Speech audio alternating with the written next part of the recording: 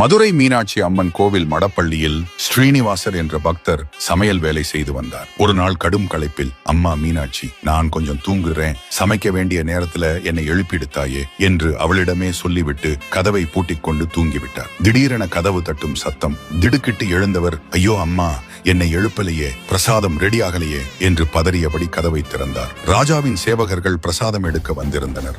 ஸ்ரீனிவாசர் பயந்து நடுங்க உள்ளே சென்று பார்த்தால் அதிசயம். சர்க்கரை பொங்கல், புளி சாதம் என அனைத்தும் கமகமவென தயாராக இருந்தது.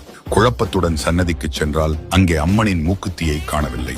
குருக்கள் பதறினார். அப்போது ஒரு அசரீரி ஒலித்தது. யாரும் பயப்படாதீங்க, என் பிள்ளை ஸ்ரீனிவாசன் களைப்பா தூங்கினான். பெத்த தாய் எப்படி எழுப்புவேன்? அதனால நானே போய் சமைத்தேன். வெளிச்சம் குறைவாக இருந்ததால் என் மூக்குத்தியை கழட்டி வைத்து சமைத்தேன். அது மடப்பள்ளியில தான் இருக்கு. இதை கேட்டதும் ஸ்ரீனிவாசர் ஆனந்தத்தில் கதறி அழுதார். மீனாட்சி அம்மனை உங்களுக்கு பிடிக்குமா? கமெண்ட்ல ஓம் சக்தின்னு சொல்லுங்க. மேலும் இது போன்ற கதைகள்